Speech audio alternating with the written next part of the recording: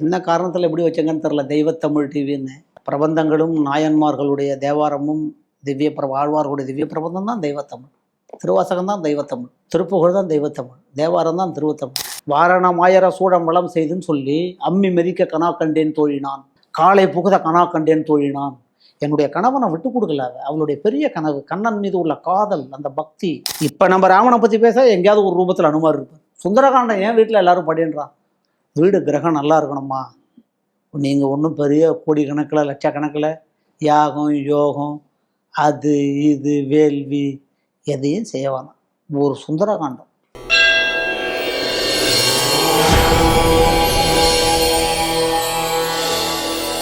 ரொம்ப ரொம்ப நெக்குருகி சொன்னீங்க. அதாவது எவ்வளவு தூரம் அந்த இடத்துல போய் நீங்க அந்த இறைவனுடைய அந்த அருளை பருகியிருக்கீங்க. அதை இன்னும் பார்க்கக்கூடிய நேயர்கள் எப்படி போய் அதை ரசிக்க வேணும்ன்ற ஒரு ஆவலை தூண்டும் வகையில உங்களுடைய அந்த திருக்குறுங்குடி பத்தின அந்த ஒரு விளக்கம் இருந்துச்சு. ரொம்ப ரொம்ப அருமையா இருந்துச்சு.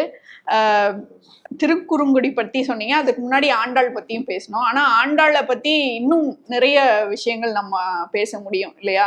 அவள் கண்ட அந்த ஒரு பெருங்கனவு இல்லையா, இறைவனை அடைய வேண்டும் என்ற பெருங்கனவு, அவளுடைய தமிழில் இருக்கக்கூடிய அலாதியான விஷயங்கள், இன்னும் சில அதிலிருந்து சில முத்துக்களை நீங்க பகிரணும். ஆண்டாளை பத்தி பேசுறேன்னா 1000 ஜென்மம் வேணும். இந்த ஒரு தெய்வத்தமிழில் ஒரு 4 எபிசோடில் பேச முடியாது. திருக்குறுங்குடியை பற்றி நான் இன்னும் சில விஷயத்த சொல்லிடுறேன். ஏன்னா திருக்குறுங்குடியில் பெருமைக்காக சொல்லலை. எவ்வளவோ கால மாறுபாடுகளில் எவ்வளவோ நல்லது கெட்டது நடக்கும்போது டிவிஎஸ்காரங்க அந்த நவத்திருப்பதியும் திருக்குறுங்குடியும் அப்படியே சும்மா தங்கத்தட்டில் வச்சு தாங்குறான்னு சொல்ல மாட்டாங்க, அந்த மாதிரி தாங்குறாங்க. அவங்க ஊர் அது. திருக்குறுங்குடி டிவிஎஸ்காரங்க சொந்த ஊர். இது தனி மனித புகழ்ச்சிக்காக சொல்லலை. இன்றைக்கும் அந்த கோவிலை அவ்வளவு திருப்தியாக ஒரு தூய்மையாக வச்சுருக்காங்க. அதனால் அவங்களுக்கு ஒரு இந்த நேரத்தில் ஒரு பக்தர்கள் சார்பாக ஒரு நன்றியும் வணக்கத்தையும். ஏனென்றால் உள்ளம் தூய்மையாக இருக்கணும். உள்ளம் தூய்மையாக இருந்தால் தான் அதில் அந்த ஞானமாக இறைவன் சுடர்விட்டு பிரகாசிப்பான்.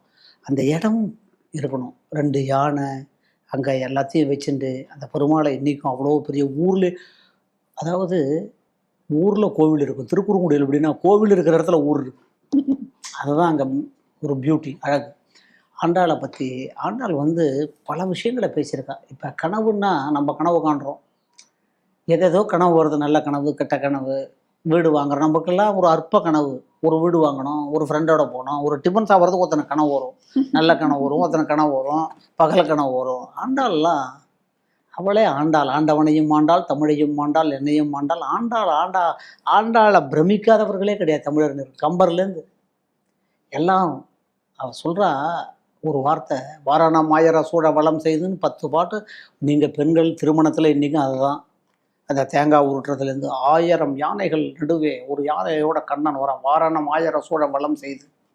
இப்போ சும்மா ஏதோ மாப்பிள்ளை ஜானவாசம் ஒரு காரு எல்லாம் வச்சு இப்போ ஆண்டாள் அப்படி கனவு கொண்டா. இன்றைக்கி அப்படி கிடையாது. ஒரு பொண்ணுக்கு அம்மாவும் பொண்ணும் போடுற கண்டிஷனுக்கு கல்யாணமே வேணான்னு பல பேர் நிற்கிறான். தப்பாக நினைக்கக்கூடாது. இருக்கிற யதார்த்தங்களை சொல்கிறேன். வாரணமாயிர சூழ வளம் செய்து இந்த நாரணன் நம்பி, இந்த பூரண பொற்குடம், அந்த கும்ப மரியாதை, அந்த வாழை கம்புகு எல்லாம் சொல்கிறான். அப்போ சொல்கிறா அதில் ஒரு வாரத்தை வருது அந்த 10-11 பாசுரங்களில். அதுதான் தெய்வத்தமிழ். அழகாக இது என்ன காரணத்தில் எப்படி வச்சங்கன்னு தெரில. தெய்வத்தமிழ் டிவின்னு பிரபந்தங்களும் நாயன்மார்களுடைய தேவாரமும் ஆழ்வார்களுடைய திவ்ய பிரபந்தம் தான் தெய்வத்தமிழ். திருவாசகம் தான் தெய்வத்தமிழ். திருப்புகழ் தான் தெய்வத்தமிழ். தேவாரம் தான் திருவத்தமிழ். அதில் ஒன்றும் மாற்றுக்கிறதே கிடையாது. சொல்கிறா மணமாலை அந்தரி சூட்ட கனா கண்டேன் தூழினான். என்னடா அது அந்தரின்ற வார்த்தை என்ன வருது? மணமாலைனா கண்ணன். கண்ணனுக்கு கண்ணனை கரம் பிடிக்கிறான். சரி, அப்போ கண்ணனுக்கு இப்போ ஒரு பெண் ஒரு கணவனோட திருமணம் இதில் போடுற. அப்போ கணவனுடைய தங்கை அக்கா, அவள் தான் நாத்தனார். அந்த சைடு அவங்க தான் மாலையை எடுத்து கொடுப்பாங்க, கூரை புடவை எடுத்து கொடுப்பாங்க, தாலி கொடி எடுத்து கொடுப்பாங்க. அவர் மாப்பிள்ளை கட்டுவார்னா கூட அதுக்கு ஹெல்ப் பண்ணி மாலையை போட்டு எல்லாம் பண்ணுறது யார்? நாத்தனார் தானே. அதை சொல்கிறா மணமாலை அந்தரி சூட்ட கனா கண்டேன். என்ன அந்தரின்னா யாருன்னா விண்ணுலகத்தில் இருக்கிற துர்கைன்னு ஒன்று சொல்கிறாங்க. சில உரையாசிரியர்கள், வைணவ உரையாசிரியர் என்ன சொல்றாங்க, உமையவளுக்கு ம். ஒரு பேர் அந்தரி. ஏன்னா அபிராமி பட்டர்ல அபிராமி அந்தாதியில வருது ஆமா. ம். அந்தரின்ற வார்த்தை. அபிராமி பட்டர் அபிராமியோடு பேசியவர். கண்டிப்பா. நம்மளால எதிர் வீட்டுக்காரன் பக்கத்து வீட்டுக்காரன்டே பேச முடியாது. இப்போ நமக்கு மூடு இருந்தால் தான் அப்பா அம்மாவே பேசுகிறான், பையனே பேசுகிறான். சாப்பிட வர இடம்னு கேட்டால் மெசேஜ் அனுப்புகிறான் செல்லில். உமையவள் அங்கே பேசுவா, அபிராமி எங்கே பேசுவா. மணமாலை அந்தரி சூட்ட கனா கண்டேன் தோழினான். அப்போ திருமண சடங்கை 8ஆம் நூற்றாண்டில் 9ஆம் நூற்றாண்டில் வாழ்ந்த ஆண்டாள் எப்படி எழுதுறான்னா, இதுக்கு என்ன பிரமாணம் அப்படின்னா, திருமாலிருஞ்சோலை, ம். மாலிருஞ்சோலை மணாளன், கல்லழகர், மண்டகப்புடி, அந்த குதிரையில் கிளம்புறார், வரார் கல்லழகர், வைகை ஆற்றுல இறங்குறது லட்சக்கணக்கான மக்கள் பார்க்குறோம், கண்ணுக்கு விருந்தது. அங்கே இருக்கிற மாதிரி அந்த அங்கே என்ன ஜாதி, என்ன மதம், என்ன மொழி, அதுதான் சிறப்பு. இந்த பக்தியின் சிறப்பு என்ன, ஆழ்வார்களின் சிறப்பு என்ன, நமது தமிழ் பண்பாட்டின் சிறப்பு என்னென்னா, பக்திக்கு எதுவும் எல்லை கூட கிடையாது. நம்மளா சில கூடு போட்டு தாண்டக்கூடாதுன்னு வச்சுட்டு இருக்கோம். சில பேர் இருக்கா எல்லா இடத்துலையும் நல்லது இருக்கு, கெட்டது. இந்த அந்த மணமாலை அந்தரி சூட்ட கணாக்கண்டேன் தோழினான் அப்படின்னா, சிவபெருமான் மீனாட்சி சுந்தரேஸ்வரர் கல்யாணத்துக்கு வரார். அண்ணா பார்வதிக்கு வரத்துக்குள்ள கல்யாணம் முடிஞ்சுடுறது, திரும்பி வந்துடுறார். இது ஒரு பிரமாணம். இதை ஆண்டாள் எப்படி ஒரு வார்த்தை, அந்தரத்தில் இருக்கிற அது துர்கையாகவும் இருக்கலாம், அந்தரி என்ற சொல்லுக்கு அபிராமி பட்டர் உமையவள் என்ற ஒரு வார்த்தையும் இருக்கிறது. இதில் என்ன, இதெல்லாம் விட்டுருங்க. ஒரு கல்யாண மேடை, ஒரு கணவன் மனைவி, இவங்க பிறந்த வீட்டிலேருந்து போகிறாங்க. அந்த புகுந்த வீட்டில் இருக்கிற அந்த தன் கணவரோடு உடன் பிறந்த தங்கை அக்கா அவர்கள் வந்து தான் மணமாலையை போடுவாங்க. கூரைப்புடவையும் மாலையும் யார் அழிச்சுன்னு போகிறா கூரைப்புடவை கட்டுறதுக்கு? உங்களுக்கு திருமணம் நடக்கும்பொழுது நீங்கள் கூரைப்புடவை கொடுப்பாங்க.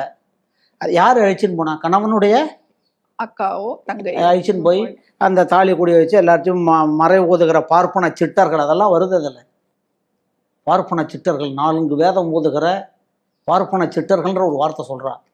தூய்மையான வேதம் படித்த உடலாலும் உள்ளத்தாலும் சுத்தமான அந்தணர்கள், மறை ஓதுகிற பார்ப்பன சிட்டர்கள்ன்ற ஒரு வார்த்தை வரா.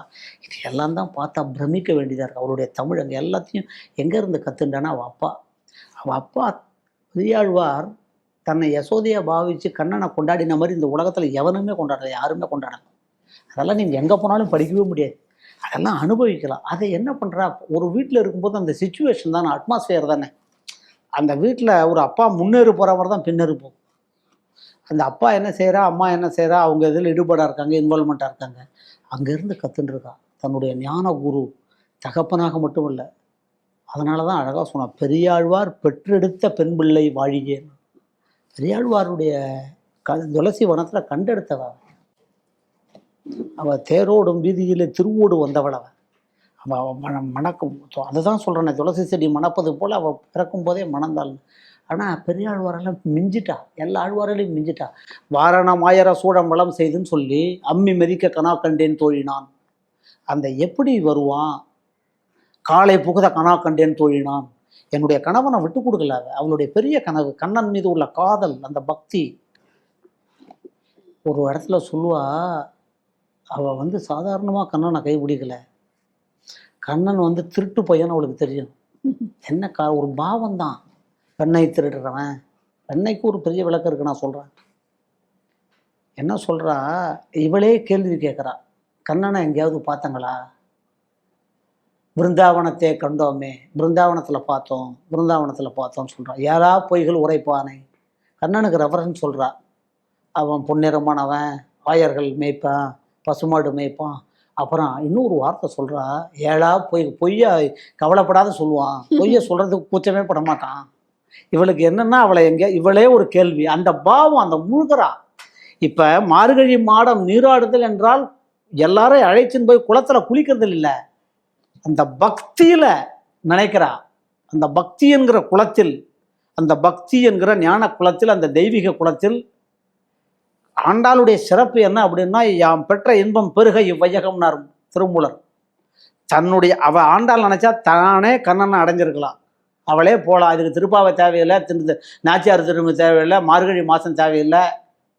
ஆண்டாளுக்காக நம்ம இன்னைக்கு ஒரு நல்லது சொல்லணும். திருப்பாவை, நாச்சியார் திருமணி, மியூசிக்கு, ஆண்டாள் பாசுரெல்லாம் பாடுறாங்கன்னா, ஒரு பக்கம் சபாவில் கேன்டீனில் சாப்பிட்டுன்னு இருக்கான் எல்லாரும், ஒரு பக்கம் போய் மியூசிக் கேட்குறான், திருப்பாவை பாடுறா, நாச்சியார் திருமொழி பாடுறாங்கன்னா அந்த ஆண்டாளுடைய பாசுரம் இருந்தால் தானே பாட முடியும். ஆர்டிஸ்ட் வருவாங்க, பாடுறவங்க வருவாங்க, பாட்டை யார் தரது?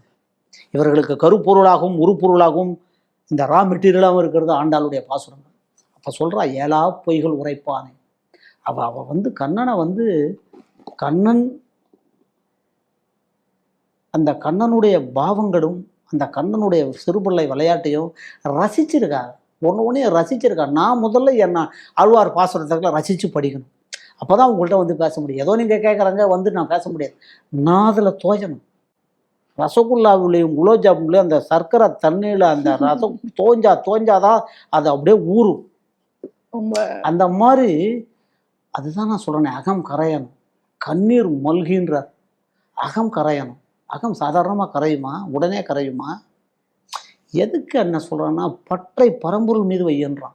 இந்த வெண்ணெய் உண்ட வாயன்னு சொல்கிறோம். கொண்டல் வண்ணனை கோவலனாய் வெண்ணெய் உண்ட வாயன். என்னடா வெண்ணெய் உண்ட வாயன் என்னடா அப்படின்னா, அதுக்கு பெரிய ஒரு ரெஃபரன்ஸ் கொடுத்துருக்காரு. ஆயனுக்காக தான் கண்ட கனாவினை பசுமாடு, அவன் கோவை மேய்க்கிறவன், ஆணிரை மேய்க்கிறவன், கன்றுகளை மேய்க்கிறவன் கண்ணன். அந்த பசுமாட்டிலேருந்து பாலை கறக்கிறோம். சூடான பாலை காய்ச்சி அதுக்கு ஒரு மோரை குத்துறோம். அது தயிராகும். தயிரை கடைஞ்சால் மோரில் இந்த கடையும் போது வெண்ணெய் வருது. வெண்ணெய் எங்கன்னா அதே மோர்லேயே போடுறோம் உருட்டி. அதை தனியாக ஒரு பாத்திரத்தை வச்சு வைக்க முடியாது. அந்த மோர்லேயே மிதக்கும். மோரில் தான் வெண்ணெய் மிதக்கும். ஆனால் மோருக்கும் வெண்ணெய்க்கும் சம்மந்தமே இருக்காது. அதில் தான் இருக்கும். ஆனால் இந்த தாமரை இலை தண்ணி மாதிரி இருக்கும், ஏற்றப்பட்டு. அந்த மாதிரி நீ இந்த வெண்ணெய் அந்த மோரில் எப்படி அது பற்றற்று இருக்குமோ, அந்த பற்றை ஆஞ்சநேயருக்கு ஏன் வெண்ணெய் சாத்துறா? ஆஞ்சநேயர் ராமனை தவிர எதையுமே வேற எதையும் பற்றாக எடுத்து ராமபக்த ஹனுமான். ராமனை தவிர எதையுமே அவன் சொல்லலை.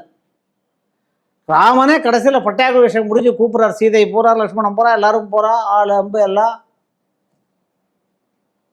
ராமன் எனக்கு கிடைப்பான், ராமநாமம் கிடைக்குமா? எத்திர ரகுநாத கீர்த்தனம் தத்திர கிருதமஸ்த காஞ்சலிம். இப்போ நம்ம ராமனை பற்றி பேச எங்கேயாவது ஒரு ரூபத்தில் அனுமார் இருப்பார். சுந்தரகாண்டம் ஏன் வீட்டில் எல்லாரும் படின்றான்? வீடு கிரகம் நல்லா இருக்கணுமா? நீங்கள் ஒன்றும் பெரிய கோடிக்கணக்கில் லட்சக்கணக்கில் யாகம் யோகம் அது இது வேள்வி எதையும் செய்யவானா. ஒரு சுந்தரகாண்டம், ஒரு சனிக்கிழமை, 4 நட்சத்திரம்லாம் கிடையாது நல்லதுக்கு, சனிக்கிழமை தான் வைக்கணும், ஞாயிற்றுக்கிழமை. ஒரு சுந்தரகாண்டம் புக்கை படிக்க கூட வேணாம். ஒரு சுந்தரகாண்ட புக்கை வச்சு ஒரு சின்ன விளக்கை ஏற்றி அனுமாரை நினச்சி நீங்கள் கையை கூப்பினா அந்த சூரியனை கண்ட பனி போல போயிடும். இது சத்தியம். இதுதான் அனுமாருக்கு சிறப்பு. ஏனென்றால் அதனால தான் அந்த வெண்ணெயை சாத்தின்னு இருக்கான் உடம்புல, அவனுக்கு சாத்துறாங்க. இந்த பற்றற்ற பரம்பொருளை கண்ணனுக்கு பிடிச்ச வெண்ணெயை சாத்துறாங்க. இன்னொன்று, போரில் அவனுக்கு அம்பு பட்டு போரில் அவனுக்கு போரிடுறான். போரிடும்போது அவனுக்கு ஃபுல்லாக உடம்புல காயங்கள் அது இதெல்லாம் வருது. அதை தணிப்பதற்கு ஆஞ்சநேயருக்கு வெண்ணெய் சாத்துறாங்க. பற்றை தன் பரம்பொருளான ராமனுக்கு மட்டுமே வைத்திருக்கிற அனுமாருக்கும் வெண்ணெய் சாற்றப்படுகிறது, கண்ணனுக்கும் அது கிடைக்கிறது. அப்படின்னா அந்த வெண்ணெயினுடைய மகிமை இன்னைக்கு கூட கீசு அந்த வெண்ணெய் கடையிறதை பற்றி இன்னைக்கு ஆண்டாள் சொல்கிறான். அந்த தூணில் 2 கயரை கட்டி பேரறவம் கெட்டிலையோ பேய் பெண்ணேன்றா நாயக பெண்பிள்ளாய் நாராயணன் மூர்த்தி கேசவனை பாடவும் நீ கேட்டே கிடத்தியோ. கேசவான்றான். ஏன் கேசவனை பற்றி அவள் அப்பாவும் பெரியாழ்வாரும் ஆண்டாளும் பேசுகிறேன்னா, பெருமாளுக்கு நிறைய பேர் இருக்குது. தாமோதரன், ஸ்ரீதரன், மாதவன், வைகுந்தன், கோவிந்தன். ஏன் கேசவன்னா, அந்த கேசவனை எல்லா ஆழ்வார்களும் கொண்டாடி இருக்காங்க. கெடுமிடராயெல்லாம் கேசவாய் என்னனாலும் நம்மாழ்வார் சொல்கிறார். இவன் என்ன கேசவன் கால் பிடிக்க அந்த நம்பி கேசவன் கால் பிடிக்கிற நாள் என்னைக்கு வருன்ற ஆண்டாள் நாச்சியார் திருமொழியில் இவர் என்ன சொல்றாரு, இவர் என்ன கேசவன்னா, தாயை விட சிறந்த உறவு இல்லை. 1000 உறவு இருக்கலாம், அப்பா அம்மா தம்பி அண்ணன், பெற்ற தாய், அதுக்கு நிகரான உறவு இல்லை. கங்கைக்கு நிகரான ஒரு புண்ணியமான நதி கிடையாது. கிடையாது. காசிக்கு நிகரான கேத்திரம் கிடையாது. கேசவனுக்கு நிகரான திருநாமம் இல்லைன்றார். இது எல்லா புராணங்களும் சொல்றது, எல்லா பெரிய மனிதரும் மகான்களையும் சொல்லிட்டார். கையை தூக்கி சொல்லிட்டார், கேசவா. அதனால தான் இடர் வேணுமா, இடர் நீங்கணுமா, உனக்கு உன்னுடைய இடர் நீங்கணுமா, கேசவன் அப்படின்றார். எல்லாம் சாதாரண விஷயம் இல்லை. எல்லாத்தையும் அவள் அப்பாட்டேருந்து கற்றுன்னு இருக்கா.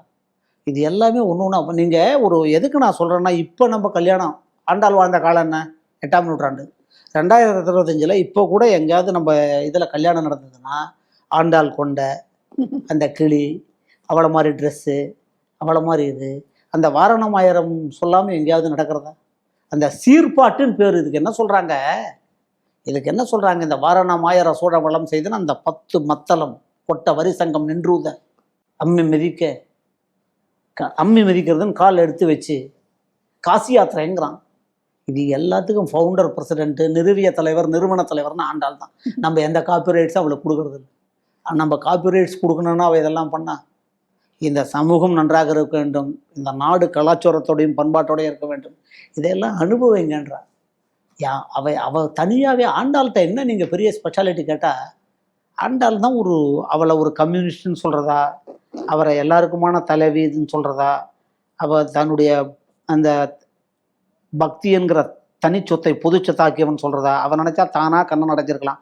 காலையில் விடிகார்த்தால எழுந்து அவள் எல்லாரும் தோழி வீட்டுக்கும் போய் எழுப்பி எல்லாத்தையும் சொல்லி இந்த பாசுரத்தை படித்து, கறவைகள் பின் சென்று காணம் சேர்ந்து உண்போம், குறை ஒன்றும் இல்லாத கோவிந்தான்னா, வாழ உலகினில் பெய்திடாயினா.